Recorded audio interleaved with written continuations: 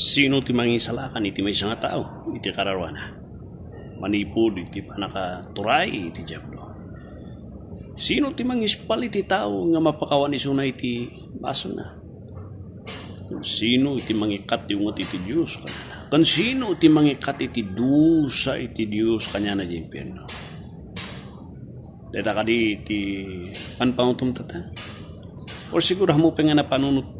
Nadamag mo kadi deta iti biyag mo. Nga po nga paiso. Sino ti pagbatbatayak ti panakaisalakan ko? Sino ka di? Iti pagtaltal ka mangisalakan ti kararwa. There was an account in the Bible iti Acts chapter 16. At iti may isa nga warden. Di thinking at maray da Apostol Pablo nga di kulungan da. Katakal nga krimen di jay. Pinataray mo iti may isa nga wanted nga tao. And ti sukat na diya biyag mo ta si kadi warden. And patayon na kuma iti bagina, saksakan na ti bagina. Simumbat ni Apostol Pablo, amo nga dangran ti bagina, mada kami lang dito eh. Panakinita ada ngagpaiso tinamag na ni Apostol Pablo, Sir, adaman kadi ti damaga. Kasatno kadi nga malakam ko ti panakaisalakan. Dahil ti may nga nagkintas nga damag ti Bible nga ang kamo no nadamag mo ti bagim diay. Dinamag mo kadi ti biyag mo no katno kung kasatno nga may salakan ka. Nadamag mo kadi daytan or baka mo pa nga pinanpano tako nang patadayo. Ay mata. Enjoy kadi ti biyag ko. Baalan tulat ta. Kasi kadi ti panunot mo. Or ti panunot mo. Ako nga mo.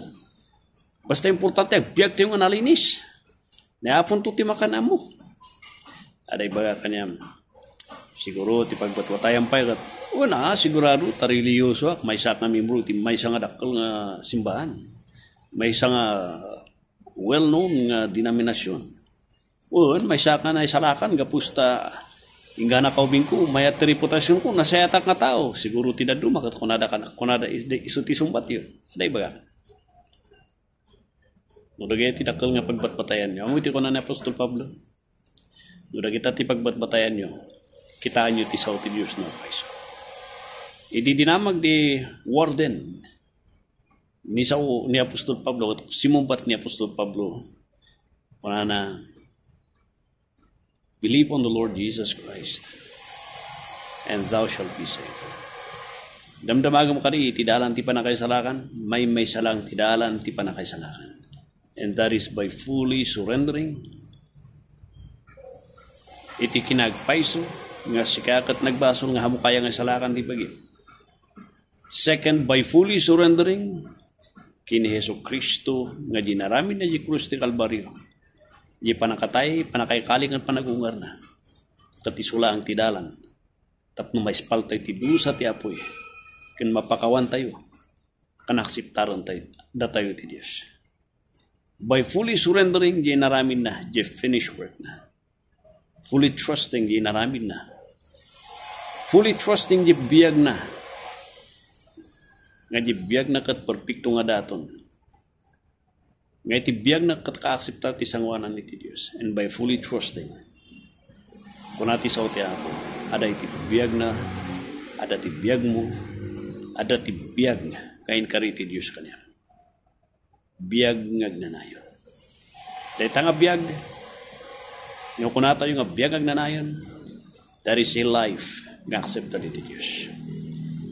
That eternal life refers to a life nga acceptable kini Diyos Ama, gapus kini Hesus Kristo. That life is referring to the eternal body. Nga da iti bagi nga iti Diyos kanya. Ngayon, promise na nga mapan ka ti presensya iti Apo. And you have that eternal body. Nga awaran ti panakatay. And that eternal life speaks also of the eternal place. Nga da italugar iti Diyos, kaduam ni Hesus Kristo. Kaduam ni Diyos Ama. At kakadua tayo. Ngayon, mawat kanya na. Nga manubod ka mo isalakan na. Di jay iti minsay iti Diyos kanyang kadua. Sapay kuma, tatalkan. Anayam, agbabawi ka. nga nagpasakop ka kini Hesus Kristo nga isulang timang isalakan na niya. Blessed day.